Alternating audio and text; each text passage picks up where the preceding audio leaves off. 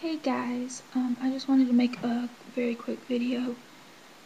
I have two requests that you pray about. The first one is my youth minister from back home is currently in the ICU. He had a transplant in '96, a heart transplant, and he went for his yearly checkup a week ago, and his kidneys have stopped functioning, and his heart's not doing well either. So right now he's in the ICU, and they've started dialysis, and he is on the transplant list for kidneys, but I don't know if they've decided, or for a kidney, and if they've decided for his heart exactly what's going on, if it's just failing again or what. I'm still getting tad bits of information. I just found out the other day. I think it was like Friday night. So yeah, I really would like to go down and visit him, but I can't. And I'll get to that in a second. But he's actually at the hospital where he's my electrophysiologist. So it's really easy for me to go down there and visit him. But I can't, and that really hurts me. And the second thing is pray for me, and I have a very specific thing right now. I have shingles. I ended up waking up yesterday morning, and I still have a pretty good allergic reaction rash to the heart monitors, but there was one area, and it's a rather large area, that when I woke up, it woke me up Friday night, and it was very painful and blistery and worse than the rest of the rash. And so when I woke up Saturday morning, I called the doctor that was on call for my PCP, and she was on my call within like 2 minutes of me having her page, and I thought it was pretty impressive.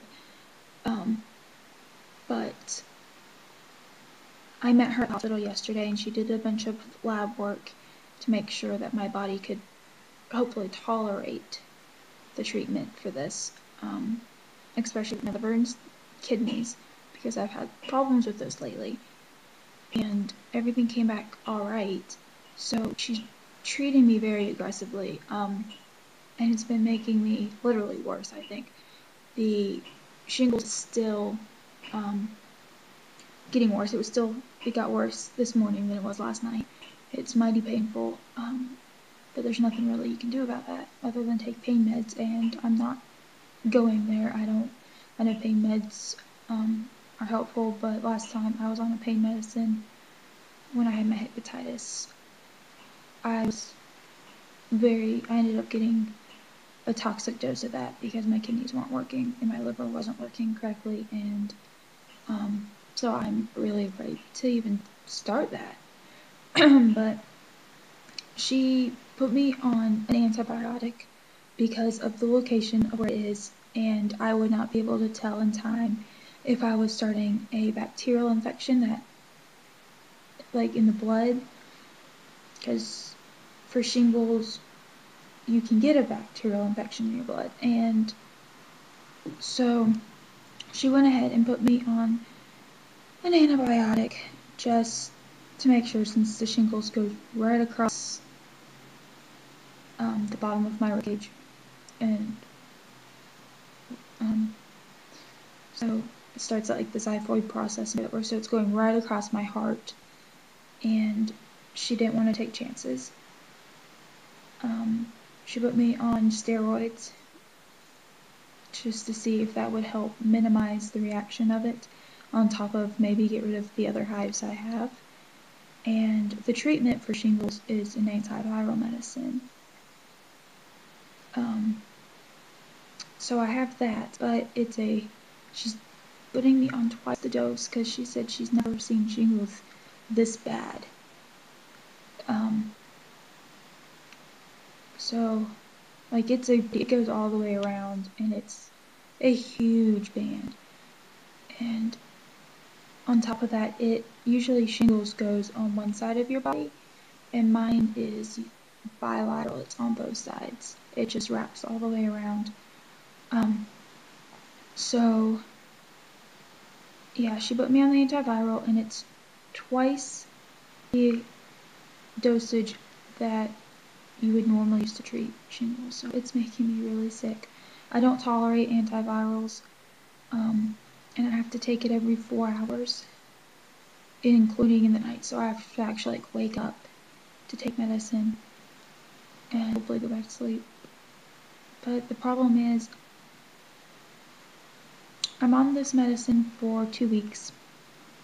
I'm supposed to be going home in a week, and if this doesn't clear up, I can't go home. It's really devastating for me, and I really like to be able to visit my youth pastor if he's still in the hospital when I have to go down to visit my cardiologist. But then again, if I am still considered contagious at that point, I can't do that. And that means once I see the cardiologist, I have to come back to Boone if I'm still contagious, because I can't go home at all.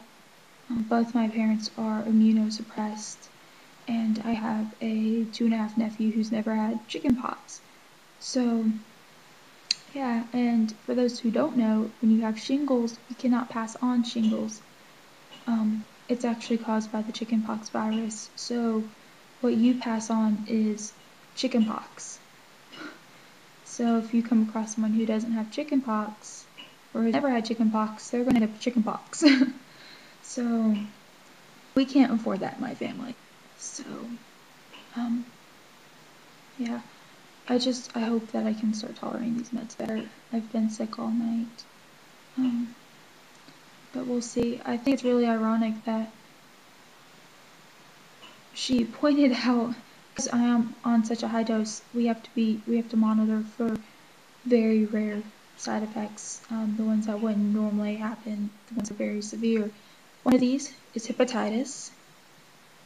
So I have to get my liver enzymes checked every couple days for the next 2 weeks.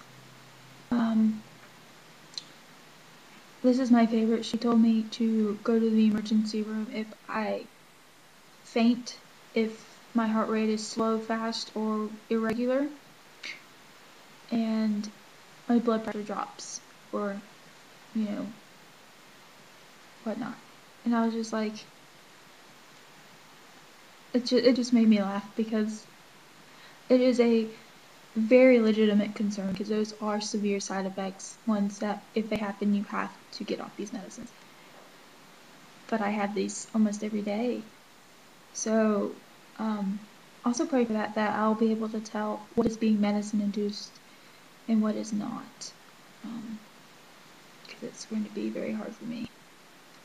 So, yeah, I hope everyone is doing well, and happy November. And if I don't make a video in a couple of days, happy St. Nicholas's Day, because December 6th is St. Nicholas Day, and it's a German holiday, and I like it.